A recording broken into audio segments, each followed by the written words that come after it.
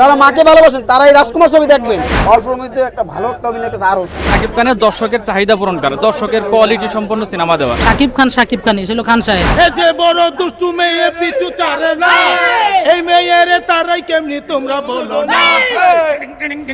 যত কথা রাখা ছিল এই বুকে জমা, তোমাকে জানিয়ে দিলাম ও প্রিয়তমা। অসাধারণ গল্প, একটা মা ছেলের যে গল্প, একটা বাবা ছেলের যে গল্প, সেটা অসাধারণভাবে ফুটিয়ে তুলছে। আর যারা বলছে যে এই গল্প ফিনিশিং হয় না, তারা গল্পের ধারণাই বুঝে না। এই গল্প এখানেই ফিনিশিং করতে হয়, এই গল্পগুলো এরকম ফিনিশিং করতে হয় যে ওখানে তো সাকিব এই গল্পটা আমি পর 5 দিন পর সামনে শুক্রবার কিছুটা বলবো, তাছাড়া বলবো না যে ভালো হয়েছে। অসাধারণ গল্প। তারা মাকে ভালোবাসেন, যারা মাকে ভালোবাসেন তারাই রাজকুমার ছবি দেখবেন। তারপর মার প্রতি যে ভালোবাসা যদি 10% হয়, তাহলে 1000% বেড়ে যাবে যে সাকিব খান কিভাবে মাকে ভালোবাসে। আর সাকিব খান নিজেও তার মাকে ভালোবাসে, অত্যন্ত ভালোবাসেন তার মাকেও। নির্বাচনের সময় তো সেটা দেখছেনই যে সাকিব খান তার মাকে ধরে ধরে নিয়ে গেছে নির্বাচনে। তার সাথে অনেক লোক ছিল, তারাও তো নিতে পারতো, কিন্তু সাকিব খান নিজেই ধরে নিয়ে গেছে তার মাকে।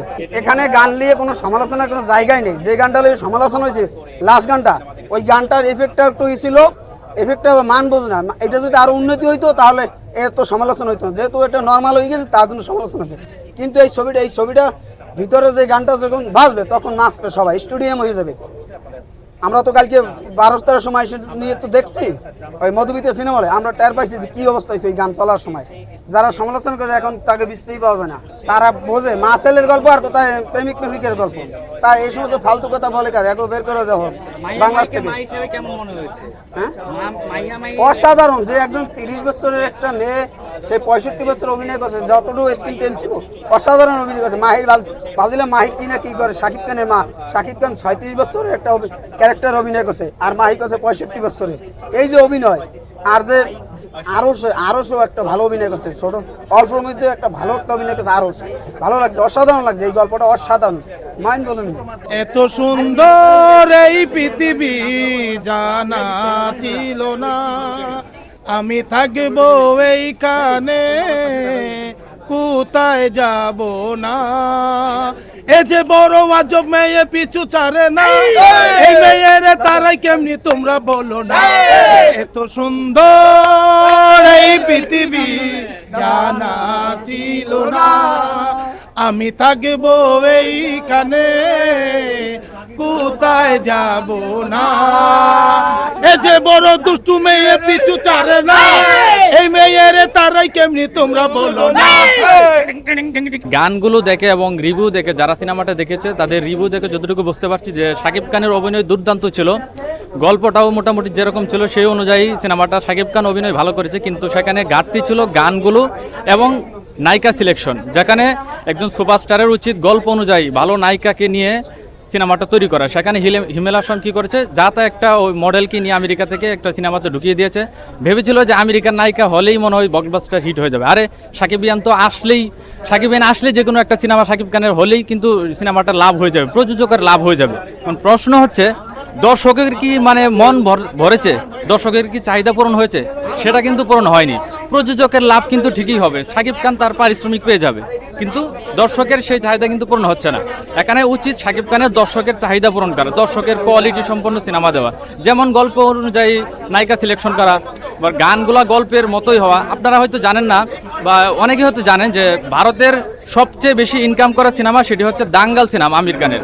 সেখানে কিন্তু কোনো আউল ফাউল গান আছে, সাধারণ একটি গান আছে এবং নর্মাল একটা গল্প দিয়ে সবচেয়ে বেশি টাকা ইনকাম করে সিনেমা দাঙ্গাল সিনেমা। তাহলে উল্টাপাল্টা গল্পের মধ্যে উল্টাপাল্টা গান কেন নিতে হবে, উল্টাপাল্টা নায়িকা কেন নিতে হবে? গল্প হিট হইতে হইলে আসলে একটা গল্পর প্রয়োজন।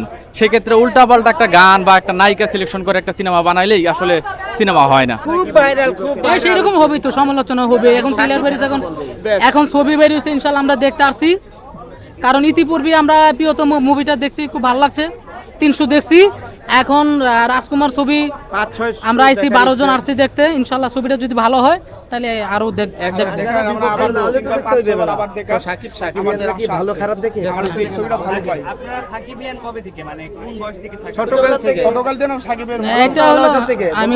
আমি যে থেকে মানে জ্ঞান মান হওয়ার পর থেকে মুভি দেখি, সন থেকে সাকিব ভালোবাসা, শুধু সাকিব দিয়ে শুরু করছি ছবি দেখা। ভাই না, এরকম নায়ক বর্তমানে বাংলাদেশে কোথায় নাই। বুদ্ধি দেয় না মানে শাকিব খান ছাড়া সেরকম নায়ক এই পর্যন্ত সুপারস্টার এখনো হতে পারে না, ইতিপূর্বেও পারবে না। কারণ শাকিব খানই ছিল খান সাহেব, যার কোনো তুলনা নাই। কারণ শাকিব খান হলো অল দ্য বেস্ট। বলিউড সব কাঁপাচ্ছে। এই মুহূর্তে ডায়লগ ভাই, আর কত ডায়লগ দিব ভাই? দিতে পারবে, চেষ্টা করবে ওই ডায়লগটাই চেষ্টা করবে। এক ডায়লগ কি বারবার ওটা দিতে ভাই ডায়লগ ওই একটা আচ্ছা দেখাও ভাই, দিতে পারবে কোনটা?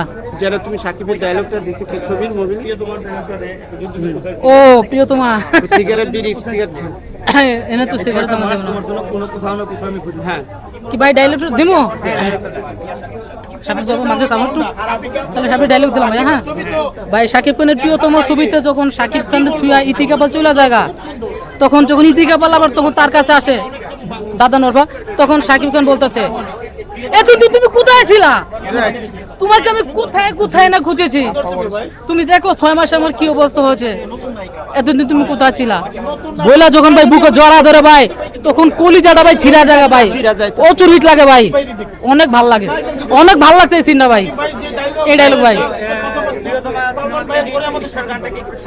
যত কথা রাখা ছিল এই বুকে জমা, যত কথা রাখা ছিল এই বুকে জমা, তোমাকে জানিয়ে দিলাম ও প্রিয়তমা, তোমাকে জানিয়ে দিলাম ও প্রিয়তমা, ও প্রিয়তমা, ও প্রিয়তমা, ও প্রিয়তমা, আমার প্রিয়তমা।